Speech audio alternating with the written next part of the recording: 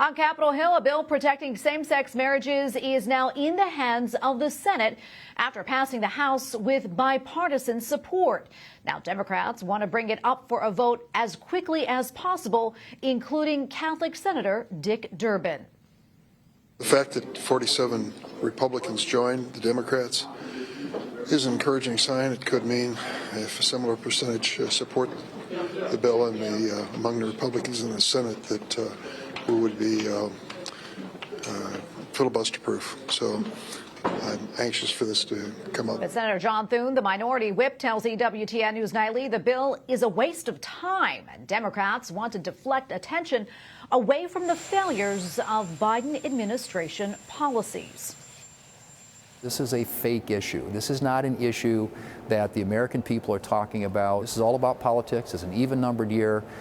They want to change the subject from the price of energy, inflation, the disaster at the southern border, and talk about anything but those issues. And so they're trying to manufacture issues that they hope can get the American people. Senator Thune adds there may be enough Republican votes to pass the bill. Majority Leader Chuck Schumer says that he will do everything he can to put the bill on the floor as soon as possible. And joining us now to discuss is Nate Hochman, Intercollegiate Studies Institute Fellow at National Review. Nate, welcome back. Always great to see you. Let's talk a little bit more about this push to codify same-sex marriage. And do you think that Senator Thune is correct that this bill is detracting from other issues that our country's facing? Well, it's pretty obviously an attempt by the Democrats who are couple months electorally and are probably going to sustain real losses in the midterms. It's them trying to change the subject. But I think more broadly than them just trying to distract from kitchen table issues like the border or inflation or gas prices, it's the fact that Democrats and the left, for the first time in decades, are on the back foot in the culture wars. Americans are very uncomfortable with cultural liberalism as it manifests in 2022. But issues like same-sex marriage are actually quite popular with Americans right now. So it's them trying to regain their footing when Americans see Democrats as the party of abortion on demand and transgenderism. It's them trying to in the culture wars again because they know that they are losing on a lot of the social debates today.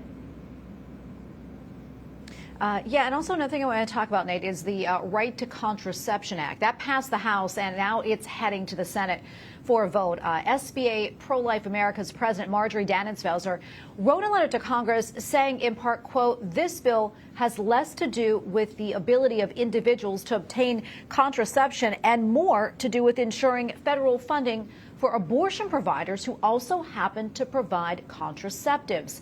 I'd like to get your thoughts on that. Well, that's clearly true. The reason the major pro-life groups, not just SBA, but also the National Right to Life Committee, oppose this bill, which has nothing to do with contraception. There's a reason that 96% of the House Republican caucus voted against. Probably all Republicans are in favor of a bill that would just codify the right to contraceptives. But this bill, of course, has a number of Democratic poison pills in it. It would effectively codify the right to a number of abortion pills, because a lot of those are classified as contraceptives.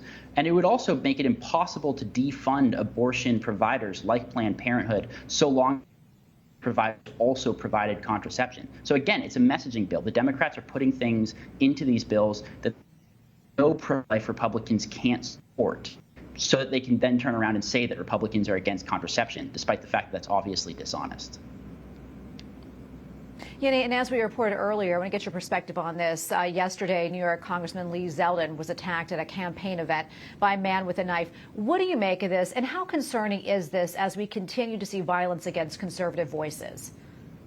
Oh, it's enormously concerning. And on top of that, the fact that this man was let out of jail, mere hours after actually attacking Lee Zeldin is as good of an argument for Lee Zeldin's candidacy in New York as I think anyone could come up with. One of the main planks of Zeldin's campaign is that crime is out of control in New York because of imprudent and criminality-inducing laws. New York's criminal justice reforms of the last couple of years, particularly after summer 2020, have made crime, particularly violent crime, a major issue in the city and the state writ large. Lee Zeldin is running against it. The fact that he was attacked violently, and then his violent attacker was left out of jail, is just a perfect example of why I think a lot of what he's talking and resonate with voters.